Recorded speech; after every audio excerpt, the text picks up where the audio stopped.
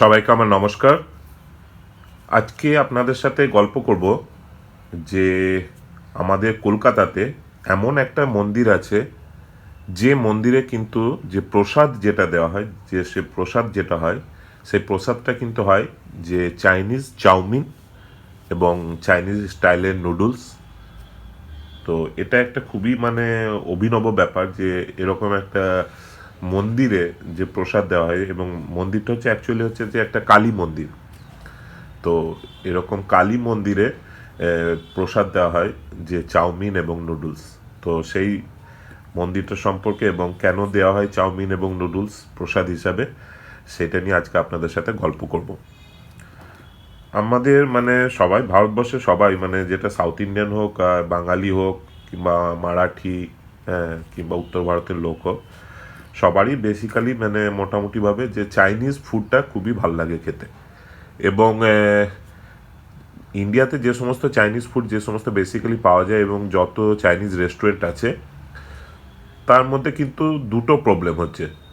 একটা প্রবলেম হচ্ছে যে যে সমস্ত যত চাইনিজ রেস্টুরেন্ট আছে, সে সমস্ত বেসিক্যালি 90% না চাইনিজ রেস্টুরেন্টে যে সমস্ত চাইনিজ খাবার তৈরি হয়, ওগুলো কিন্তু অ্যাকচুয়ালি কোনো চাইনিজ ডিশই নয়। হ্যাঁ, ওটাকে চাইনিজ খাবার বলাই চলে না। এবং কিছু যে অথেন্টিক যে সমস্ত চাইনিজ রেস্টুরেন্ট আছে যেখানে, সেখানেও যে চাইনিজ যে খাবার হয়, সেই খাবারটা কিন্তু আহ, মানে চাইনিজ, অথেন্টিক চাইনিজ খাবার, কিন্তু সেটা হচ্ছে অ্যাকচুয়ালি হচ্ছে যে এটা আহ, হংকং এবং ওখানকার যে একটা জায়গা আছে যেটার নাম হচ্ছে কোয়াংতুং এবং ফুচিয়েন, এই সমস্ত জায়গার লোকেরা যে চাইনিজ খাবার খায়, সেই খাবারটা বেশিরভাগ চাইনিজ রেস্টুরেন্টে পাওয়া যায়, যেটা অথেন্টিক। কিন্তু যেরকম পেইচিংয়ের লোকেরা, যে বেইজিংয়ের লোকেরা কীরকম চাইনিজ খাবার খায়, কিংবা সাংহাইয়ের লোকেরা কীরকম চাইনিজ খাবার খায়, সে সমস্ত খাবারগুলো কিন্তু ইন্ডিয়াতে এর প্রচলনটা কিন্তু খুবই কম। বেসিক্যালি যে চাইনিজ খাবার, অথেন্টিক যে চাইনিজ খাবারটা আপনি ইন্ডিয়াতে পাবেন কিংবা কলকাতার বিভিন্ন চাইনিজ রেস্টুরেন্টে, সেটা অ্যাকচুয়ালি বেশিরভাগ হচ্ছে এই কোয়াংতুংয়ের লোকেরা, কোয়াংতুং এবং ফুচিয়েন এবং হুনান, এই সমস্ত জায়গার লোকেরা যে চাইনিজ খাবার খায়, সেই খাবারটা পাওয়া যায়। এবং 60-70% চাইনিজ রেস্টুরেন্টে যে খাবারটা পাওয়া যায়, সেই খাবারটা হচ্ছে যে ইন্ডিয়ান এবং চাইনিজ খাবারের একটা মিক্স। তো আমাদের অনেক মিসকনসেপশন আছে এই চাইনিজ খাবার নিয়ে। তার একটা কারণ হচ্ছে যে আপনাদেরকে যেটা বলি যে আমাদের ভারতবর্ষে যে ইন্ডিয়ান ফুড মানে কি, ইন্ডিয়ান ফুড মানে হচ্ছে মোগলাই পরোটাও হতে পারে, আলু পোস্তও হতে পারে, হ্যাঁ, কাশ্মীরি ওয়াজওয়ানও হতে পারে, কিংবা পরাঠা, নান পরাঠা, হ্যাঁ, রাজমা রাইস, কিংবা ইডলি ধোসা। হ্যাঁ, অনেক রকমের খাবার। তো বিভিন্ন জায়গা, ভারতের বিভিন্ন জায়গাতে বিভিন্ন রকমের খাবার, এবং সবই একসাথে বলা হয় যে ভারতীয় খাবার। তো আলু পোস্তটাও যেরকম ভারতীয় খাবার, রাজমা আলুটাও রাজমা চাউলটাও সেরকম একটা ভারতীয় খাবার। তো সেরকম চায়নাতেও কিন্তু different parts, north China, south China, east China, West China, inner Mongolia, তারপরে সিনচিয়াং, তো ওদেরও বিভিন্ন জায়গাতে খাবার কিন্তু বিভিন্ন রকম। তো চাইনিজ খাবার বললে যে আমি যে চাইনিজ খাবার খেয়েছি বললে যে আপনি যে পুরো চায়নার খাবার খেয়েছেন, সেটা নয়। চায়নার বিভিন্ন অঞ্চলে কিন্তু বিভিন্ন রকমের খাবার পাওয়া যায় এবং তার টেস্ট হচ্ছে টোটালি ডিফারেন্ট। তো ভারতবর্ষের যে চাইনিজ খাবার যেটা পাওয়া যায়, সেইটা অ্যাকচুয়ালি কিন্তু এই কোয়াংতুং এবং ফুচিয়ান, হুনান, এই সমস্ত জায়গায় চাইনিজ খাবার। এবং তার পিছনে কারণ আছে, সেটা আমি আপনাদেরকে পরে বলছি। তো সেই জন্য হচ্ছে যে আমাদের ভারতীয়রা খুবই কম, যারা ভারতে আমরা থাকি যারা, তারা খুবই কম যে চায়নার অন্যান্য পার্টসের আমরা চাইনিজ খাবার খেয়েছি। এবং অনেক রকমের আছে, যে চায়নাতে যেরকম চায়নার কিছু অংশের লোকেরা প্রচণ্ড ঝাল খাবার খেতে ভালোবাসে, কিছু অংশের লোকেরা প্রচণ্ড সুইট অ্যান্ড সাওয়ার টাইপের খাবার খেতে ভালোবাসে। তো এগুলো বেসিক্যালি হচ্ছে যে আলাদা আলাদা পার্টসে ওরা আলাদা আলাদা রকম খাবার খায়, ঠিক ভারতবর্ষের মতো। তো যে কোনো আপনি বড় কান্ট্রিতে যান, যে সমস্ত কান্ট্রি এরিয়া খুব বড়, তো সেখানে বিভিন্ন অঞ্চলে বিভিন্ন রকমভাবে খাবার পাওয়া যায়। তো এখন যেটা আমি ফিরে আসি আপনাদের, যেটা বলি যে চাইনিজরা এলো কি করে ভারতে, যে কলকাতায় যে চায়না টাউন আছে, যে সমস্ত ট্যাংরাতে, তারপরে তপসিয়া অঞ্চলে কিছু আছে চাইনিজ, তারপরে তিলজলাতেও কিছু চাইনিজ থাকে। তো এরা কিভাবে এলো ভারতবর্ষে, কিভাবে ভারতবর্ষে প্রথম এই চাইনিজদের সেটেলমেন্টটা শুরু হলো, সেটা প্রথমে একটুখানি বলে নেওয়া দরকার। তো আগে তো অনেকেই এসেছেন, যেরকম আপনি হিউয়েন সাংয়ের নাম শুনেছেন, ফাশিয়ানের নাম শুনেছেন, যে সমস্ত চাইনিজ পর্যটকরা ভারতবর্ষে এসেছিল। হিউয়েন সাং 7th সেঞ্চুরির সময় ভারতবর্ষে এসেছিলেন এবং উনি নালন্দা ইউনিভার্সিটিতেও কিছুকাল পড়াশোনাও করেছেন। কিন্তু তারা স্থায়ীভাবে কিন্তু মানে ইন্ডিয়াতে থাকেনি। তো তাদের আশাটাকে চাইনিজ সেটেলমেন্ট বলা চলে না। তো প্রথম যে চাইনিজ সেটেলমেন্ট যার থেকে শুরু হয়েছিল তার নাম ছিল ইয়াং থাই ছৌ। ইয়াং থাই ছৌ, এই ইয়াং থাই ছৌ ছিলেন একজন চাইনিজ টি ট্রেডার, একজন চাইনিজ টি ট্রেডার। তো উনি 1778 সালে প্রথম ভারতবর্ষে আসেন, ভারতবর্ষে কলকাতায়, কলকাতার খুব কাছে বজবজ। বজবজ, তো বজবজ তখন একটা পোর্ট ছিল, এবং তখন অনেকেই যে বাইরে থেকে যারা আসতো তারা এই বজবজের থ্রুতে ইন্ডিয়াতে আসতো। তো বজবজ তখন একটা বেশ ভালো একটা পোর্ট ছিল, ফেমাস পোর্ট ছিল।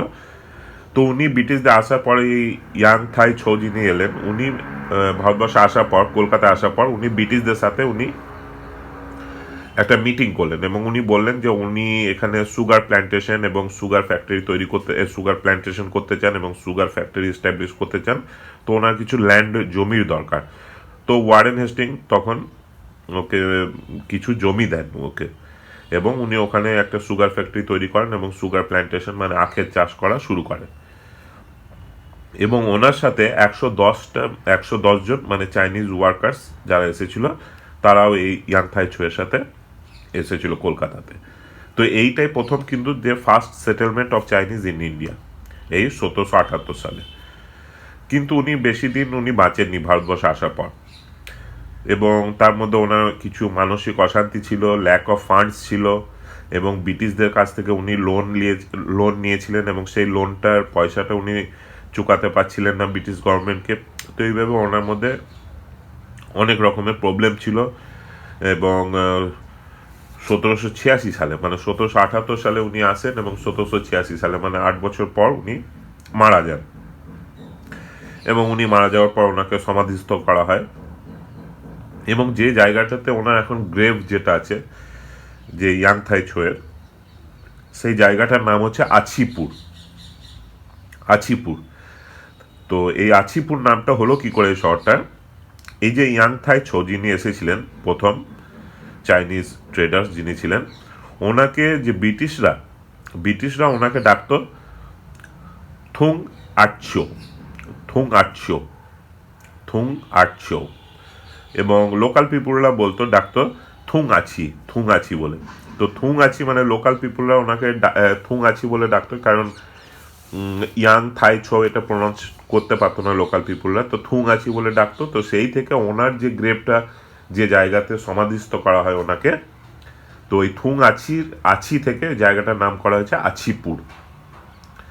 তো এই আছিপুরটা কলকাতা থেকে 33 কিলোমিটার্সের মতো হবে, এবং ওখানে দেখবেন আপনি একটা লাল রঙের মানে রেড কালারের একটা হর্স শু শেপের একটা টুম্ব আছে, এবং যেটা হচ্ছে এই থুং আছির টুম্ব। এবং প্রতি বছর নিউ ইয়ারের সময়, মানে চাইনিজদের যে নিউ ইয়ার হয় যেটা হচ্ছে ফেব্রুয়ারি মাসে, মিড অফ ফেব্রুয়ারিতে হয়, তো প্রতি বছর এই চাইনিজ নিউ ইয়ারের সময় যে ট্যাংরা, তারপরে তপসিয়া, এই সমস্ত অঞ্চলের যে সমস্ত চাইনিজ কমিউনিটি আছে তারা এই জায়গাতে আসে, এবং ওখানে ওনাদের পুজো আর্চা এই সমস্ত করে। এবং এই যে থুং আছি, ইনি যিনি এসেছিলেন, যে আজকে আমরা যে চিনি যে শব্দটা, যে সুগারের যে চিনি শব্দটা, তার পিছনে কিন্তু এই থুং আছির অবদান আছে। আগে আমরা চিনিকে বলতাম মানে বলতাম যে শর্করা বলে, শর্করা বা শর্করা বা শক্কর, এটা বলতাম, কিন্তু তখনও চিনি বলা হতো না। তো এখানে যখন এই বজবজের কাছে এসে উনি যখন এই সুগার প্ল্যান্টেশন শুরু করলেন, তখন উনি যেহেতু চাইনিজ ছিলেন, তো আমরা বাংলায় বলি কি, চাইনিজকে বলি চিনি। তো চিনি থেকে উনি যে এই তৈরি করতেন, সুগার তৈরি করতেন, তো সেটাকেও বলা হতো যে চিনি। তো এই চাইনার চিনি থেকে এই শব্দটা এসেছে আজকে সুগারের চিনি। তো এইভাবে যে উনি মারা যাওয়ার পর, উনি যখন 1786 সালে মারা গেলেন, এই থুং আছি বা ইয়াং থাই ছৌ, তখন ওনার সাথে যে 110 জন যে চাইনিজ ওয়ার্কার্স যারা এসেছিল, তারা আর চায়নায় ফিরে গেল না। তো তারা এই কলকাতাতে এসে এই ট্যাংরা এরকম এবং ট্যাংরার আশেপাশে অঞ্চলে তারা থাকা শুরু করলো। তো এই 110 জন যে চাইনিজ এসেছিল ওর সাথে, এরাই কিন্তু প্রথম এই চাইনিজ সেটেলমেন্টটা শুরু করলো। তারপরে ভারতবর্ষে ধীরে ধীরে ধীরে ধীরে এই চাইনিজরা আসতে শুরু করে ক্যালকাটাতে, এবং পরবর্তীকালে ক্যালকাটা থেকে কিছু সংখ্যক চাইনিজ যারা ব্যাঙ্গালোর, ম্যাড্রাস এবং বোম্বেতেও শিফট হয়ে যায়। তো 3টে ফেজে এরা ভারতবর্ষে আসে। প্রথম যে ফেজটা ছিল সেই ফেজটা ছিল যে যখন আফিম ওয়ার, যখন ওপিয়াম ওয়ার শুরু হয়েছিল, মানে 1839 থেকে 1842। তো এই 3 বছরের মধ্যে অনেক চাইনিজ মানে ক্যালকাটাতে এসে সেটেল করে। এটা হচ্ছিল ফার্স্ট ফেজ। সেকেন্ড ফেজ হলো যেটা হচ্ছে 1911 সালে ঘটেছিল, এবং এই সময় কিন্তু প্রচুর চাইনিজ এসেছিল ভারতবর্ষে সেটেল হতে, যেটাকে চায়নায় বলা হতো যে 1911 সালে যে রেভুলেশন ঘটেছিল সেই রেভুলেশনটাকে বলা হতো সিনহাই রেভুলেশন।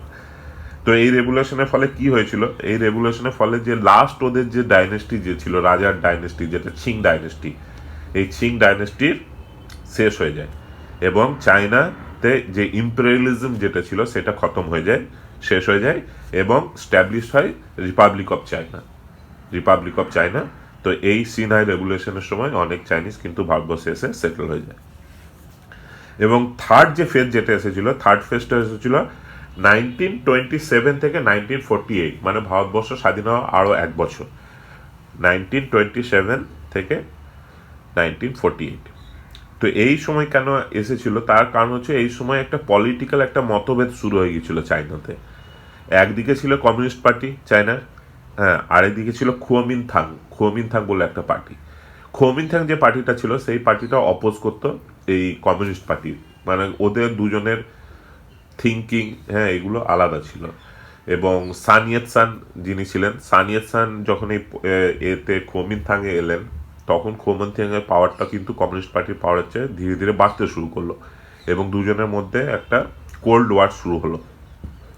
এবং এই কোল্ড ওয়ারটা সবচেয়ে বেশি আকার ধারণ করলো এই খুয়োমিনথাংয়ের একজন খুব বড় লিডার ছিলেন, যাকে থাইওয়ানের মানে যেমন আমাদের এখানে যেমন গান্ধীজিকে মানা হয়, তেমনি ওনাকে ওখানে থাইওয়ানে মানা হয়, যে ওনার নাম ছিল চিয়াংচিয়েস।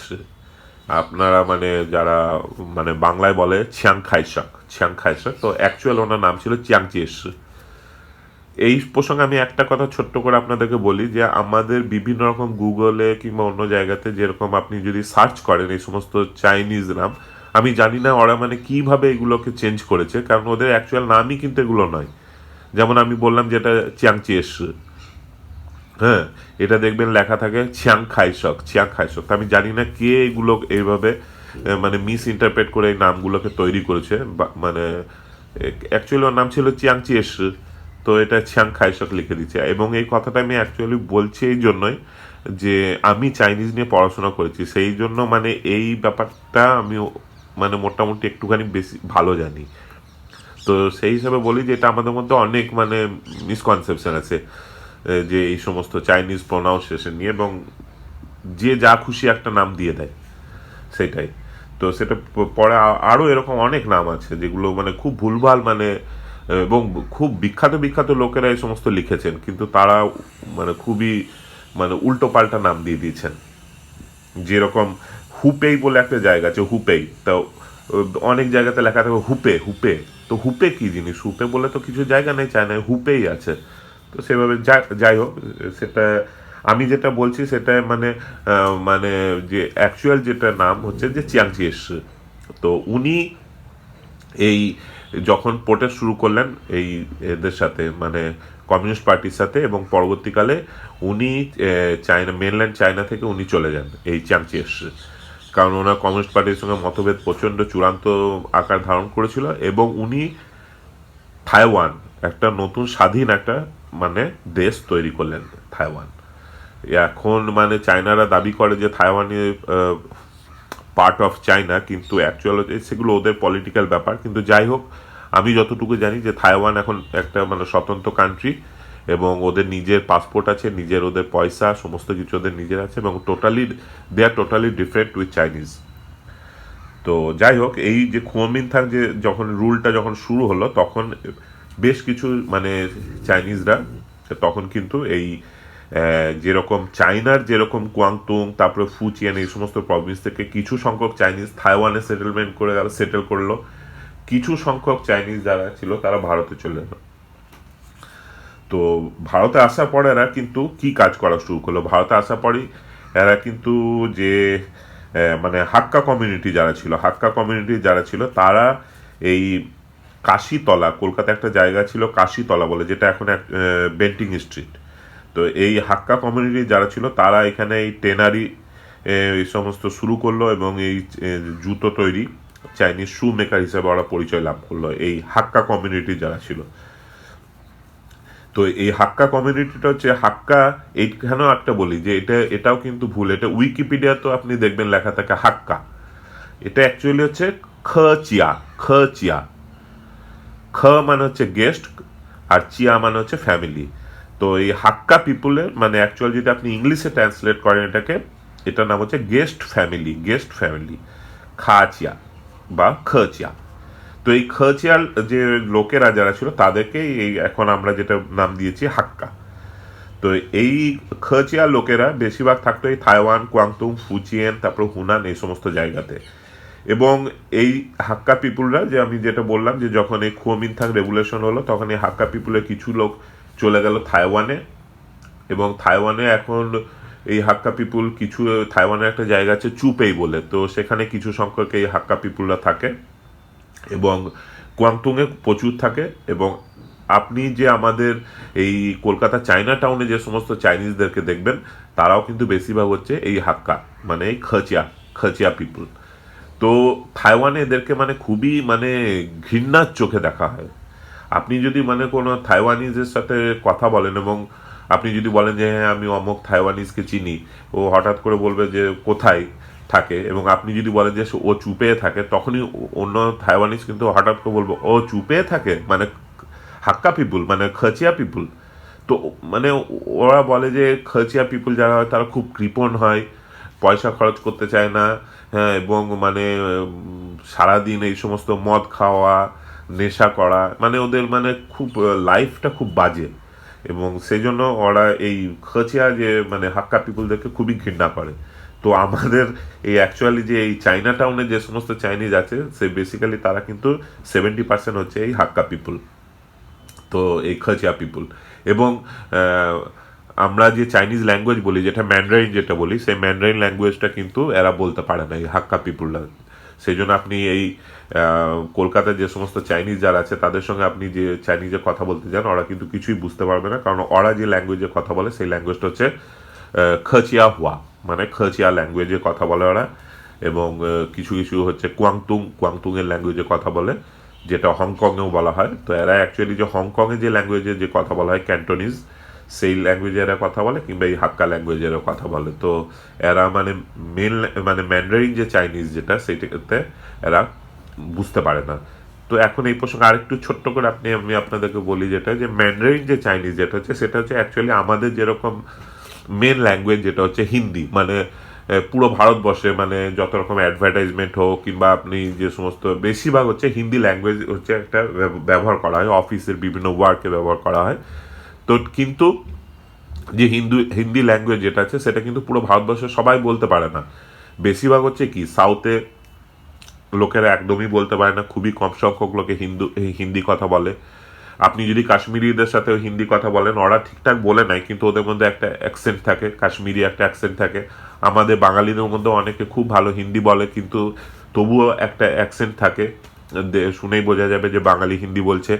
হ্যাঁ, এবং মহারাষ্ট্র ঠিক তেমনি একটা অ্যাকসেন্ট থাকে। তো প্রতিটা জায়গাতে একটা মানে নিজস্ব একটা অ্যাকসেন্ট থাকে, এবং অনেকে আবার ওই হিন্দির সাথে ওদের লোকাল কিছু ল্যাঙ্গুয়েজও ইউজ করে। হ্যাঁ, যেরকম বিহারে মৈথিলি কিংবা ভোজপুরি ল্যাঙ্গুয়েজ মিক্স করে ওরা হিন্দি বলে। তো ঠিক সেরকম হচ্ছে চায়নাতেও এরকম, যে চায়নাতে আপনি যে ম্যান্ডারিন যে চাইনিজ যেটা, সেটা হচ্ছে ওদের ন্যাশনাল ল্যাঙ্গুয়েজ। তো এই ন্যাশনাল ল্যাঙ্গুয়েজটা হচ্ছে যে যারা মোটামুটিভাবে চায়নাতে পড়াশোনা করেছে তারাই কিন্তু এই ল্যাঙ্গুয়েজে কথা বলতে পারে, কিন্তু এমনি কমন পিপুল যেরকম চাষবাস করে, কিংবা ঘরে কাজ করে, কিংবা পেন্টিংয়ের কাজ করে, তারা মানে এটা বোঝে না। তারা ওদের ওদের একটা নিজস্ব একটা লোকাল ল্যাঙ্গুয়েজে কথা বলে। যেরকম আমাদের অনেক রকম লোকাল ল্যাঙ্গুয়েজ আছে, Bhojpuri, Maithili, Bengali, Assamese, Rajasthani, Sindhi language, Marathi language, অনেক আছে, তেলুগু, তামিল, মালায়ালাম। হ্যাঁ, কিন্তু মেন একটা যে ল্যাঙ্গুয়েজ সেটা হচ্ছে হিন্দি। ঠিক সেরকম চায়নাতেও এরকম অসংখ্য লোকাল ল্যাঙ্গুয়েজ আছে, কিন্তু মেন ল্যাঙ্গুয়েজ যেটা হচ্ছে এটা হচ্ছে ওদের এই ম্যান্ডারিন ল্যাঙ্গুয়েজ। তো কলকাতা চায়না টাউনে যারা আছে তারা এই ওদের যে ন্যাশনাল ল্যাঙ্গুয়েজ চাইনার সেটা ওরা বলতে পারে না, ওরা ওই ওদের লোকাল যে ল্যাঙ্গুয়েজ সেটাতে ওরা কথা বলে। তো যাই হোক, যেটা বললাম যে এই খচিয়া বা এই হাক্কা কমিউনিটির লোকেরা এখানে এই জুতো তৈরি করা শুরু করে দিল, এবং সাংহাই থেকে কিছু চাইনিজ সেটেল হয়েছিল যেটা কলকাতাতে, তারা এখানে লন্ড্রির কাজ শুরু করে দিল। লন্ড্রি মানে এই কাপড় ধোয়াধুয়ির কাজ শুরু করলো, এবং কিছু চাইনিজ এখানে রেস্টুরেন্ট খুললো। তাদের মধ্যে বেশিরভাগ ছিল এই হংকং থেকে আসা, যাদেরকে বলা হতো ক্যান্টোনিজ। তো এখন এখন যে কলকাতাতে বেশ মানে যে চাইনিজ লোকেদের খোলা যে সমস্ত চাইনিজ রেস্টুরেন্ট আছে সেগুলো বেশিরভাগ কিন্তু এই ক্যান্টোনিজ পিপলদের, মানে হংকং থেকে আসা। আর এই কোয়াংচৌ, তারপরে ফুচিয়েন এবং হুপে, এইখান থেকে যারা এসেছিল বেশি চাইনিজ, মানে মোস্ট যারা হুপেই থেকে এসেছিল, হুপেই প্রভিন্স চায়না, তারা এখানে শুরু করলো দাঁতের ডাক্তার হলো, ডেন্টিস্ট। তো আপনি কলকাতাতে এখনো দেখতে পাবেন যে অনেক চাইনিজ দাঁতের ডাক্তার আছে, তারা কিন্তু এই চায়নার এই হুপেই রাজ্য থেকে কলকাতাতে এসে সেটেল হয়েছিল। তো এই প্রসঙ্গে একটা ছোট্ট আর একটা বলে দিচ্ছি যে এই হুপেই যে রাজ্য যেটা, তারই কিন্তু রাজধানী হচ্ছে এই উহান, যেখান থেকে এই মারাত্মক করোনা এই শুরু হয়েছিল। তো এই হুপেইটা হচ্ছে, এই উহানটা হচ্ছে এই হুপের রাজধানী। তো যাই হোক, এইভাবে মানে ওরা চাইনিজরা ভারতে এসে সেটেল হলো, এবং ওরা বিভিন্ন রকম কাজ শুরু করলো। এবং এখন মানে যে চায়না টাউন যেটা আছে, এখানে আবার দুটো নিউজ পেপারও মানে মানে এদের জন্য হয়, পাবলিশ হয়, যে মানে যাতে এরা চায়নার খবর টবর জানতে পারে। যে চাইনিজ জার্নাল অফ ইন্ডিয়া বলে একটা নিউজ পেপার হয়, আর একটা হচ্ছে যে এই Chinese commerce of India, overseas Chinese commerce of India বলে দুটো নিউজ পেপার। তো এখন যাই হোক, যেটা আজকে বলছিলাম সেটাতে এবার ফিরে আসি। এগুলো আপনাদেরকে বললাম এর কারণ হচ্ছে যে মানে চাইনিজ খাবার এবং আমরা যে খাই, তো সেগুলো খাওয়ার আগে একটুখানি চায়নার যে হিস্ট্রি এবং কিভাবে চাইনিজরা ভারতে এসেছিলো সেগুলো আমাদের একটু জানা দরকার। তো যাই হোক, এবার যেটা আসছি যে মন্দিরের কথা বললাম, যে একটা কালী মন্দির আছে কলকাতাতে ট্যাংরাতে, যেখানে এই চাউমিন এবং নুডলস দেওয়া হয়। তো কেন দেওয়া হয় সেটাই বলছি। অ্যাকচুয়ালি এই জায়গাতে যেখানে আপনারা দেখবেন এই কালী মন্দিরটা আছে, এখানে অ্যাকচুয়ালি কিন্তু প্রথমে কালী মন্দির ছিল না।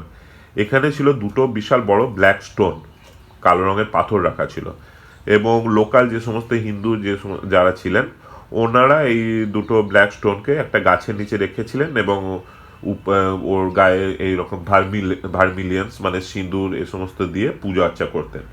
এবং দুটো পাথরকে বলা মানে মনে করা হতো যে শিব এবং পার্বতী। তো এই ট্যাংরা অঞ্চলে একবার একটা 10 বছরের একটা চাইনিজ বাচ্চা ছেলে খুব শরীর খারাপ হয়, এবং ডাক্তারও বুঝতে পারে না যে কি রোগ হয়েছে, এবং প্রচণ্ড শরীর খারাপ হতে থাকে, এবং শরীরের অবস্থা দিনে দিনে খারাপ হতে থাকে। তো তখন ডাক্তাররাও যখন মানে কিছুই বলতে পারে না, তখন শেষ পর্যন্ত এই ওর বাবা মা, যে চাইনিজ যে বাচ্চাটা যে বাবা মা, তারা এই গাছের তলাতে বাচ্চাটাকে নিয়ে আসে এবং গাছের তলায় বাচ্চাটাকে শুয়ে দেয়। এবং ওর বাবা মা, যে চাইনিজ বাবা মা, ওরা দুজন ছিল কিন্তু রোমান ক্যাথলিক, তবুও কিন্তু এই দুটো কালো যে পাথর রাখা ছিল সেই দুটো পাথরে পুজো করে। এবং খুবই আশ্চর্যজনকভাবে যে বাচ্চাটা 2-3 দিনের মধ্যে কিন্তু ভালো হয়ে যায়।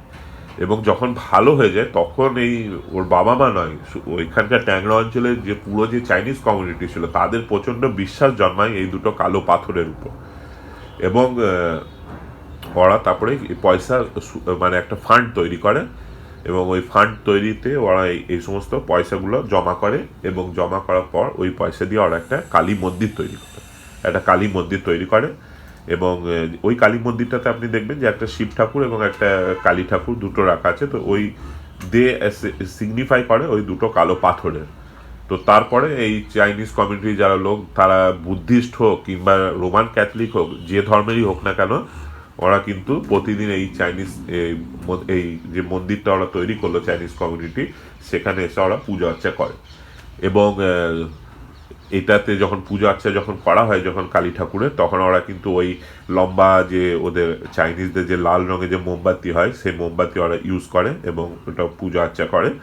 এবং এই মন্দিরটার নাম করা হয় তারপরে যে চাইনিজ কালীবাড়ি, চাইনিজ কালীবাড়ি, কারণ চাইনিজ লোকেরা এটা প্রতিষ্ঠা করেছিল, সেই জন্য সেই নাম অনুসারে এর নাম করা হয় যে চাইনিজ কালীবাড়ি। এবং প্রতিদিন সন্ধ্যাবেলায় যে পূজা আর্চার পর যে প্রসাদ যেটা বিতরণ করা হয়, সেই প্রসাদে কিন্তু থাকে যেরকম চাইনিজরা যেটা ভালোবাসে স্টিকি রাইস, তারপরে প্রসাদে থাকে নুডলস থাকে, চপসি থাকে, তারপরে চাউমিন থাকে, ভেজিটেবল চাউমিন থাকে। তো এইভাবে মানে এটা একটা খুবই অভিনব একটা ব্যাপার যে চাইনিজ লোকেরা এরকম একটা কালী মন্দির প্রতিষ্ঠা করে এবং তাতে প্রসাদ এটা দেওয়া হয়। এবং আমাদের কলকাতার লোকেরাও কিন্তু এটাও গ্রহণ করে। তো এটা একটা খুবই একটা মানে খুবই ভালো একটা জিনিস। এবং এই প্রসঙ্গে একটা শেষ করার সময় একটা ছোট্ট করে আপনাদেরকে যেটা একটা বলি, যেটা হচ্ছে যে এই যে ট্যাংরার কথাটা বললাম, এই ট্যাংরা যে চাইনা টাউন আছে, এই ট্যাংরার সম্পর্কে আরও পরে একটা স্টোরি আপনাদেরকে বলবো। কিন্তু এখন হচ্ছে যে এই একটা ছোট্ট করে বলি এটা এপিসোডটা শেষ করার আগে, কারণ এই এপিসোডটা বেশ বড় হয়েছে। আমি আগে চায়ের উপরে 3টে এপিসোড করেছিলাম, ওই এপিসোডগুলো মানে অনেক বড় হয়েছিল, তো এই এপিসোডটা অনেক বড় হলো। তো যাই হোক, এই ট্যাংরা সম্পর্কে আমি আপনাদেরকে একটা ছোট্ট করে একটা বলি যে এই যে ট্যাংরা অঞ্চলে এখন বেশিরভাগই চাইনিজরা থাকে, এই ট্যাংরার নামটা কি করে হয়েছিল? এই ট্যাংরার নামটা দেখবেন, এই ট্যাংরার যে আগে কিন্তু এখানে একটা বিশাল বড় একটা ওয়েটল্যান্ড এরিয়া ছিল, ওয়েটল্যান্ড এরিয়া। এবং এই ওয়েটল্যান্ড এরিয়াতে এক রকমের মাছ পাওয়া যেত, যে মাছটা আমরা খুবই ভালোবাসি, ট্যাংরা মাছ, যেটা বৈজ্ঞানিক নাম হচ্ছে মিস্টাস ভিটাটুস, মিস্টাস ভিটাটুস। তো এই ট্যাংরা মাছটা এই অঞ্চলে প্রচুর পাওয়া যেত এই ওয়েটল্যান্ড এরিয়াতে, এবং সেই থেকে এই জায়গাটার নামকরণ করা হয়েছিল ট্যাংরা। তো আবার পরে আরেকটা মানে খাবারের গল্প নিয়ে কিংবা খাবারের সঙ্গে এরকম মানে একটা অভিনব গল্প নিয়ে আপনাদের কাছে আবার হাজির হব। তো সবাই ভালো থাকবেন এবং প্লিজ আমার এই চ্যানেলটা সাবস্ক্রাইব করবেন। Thank you so much.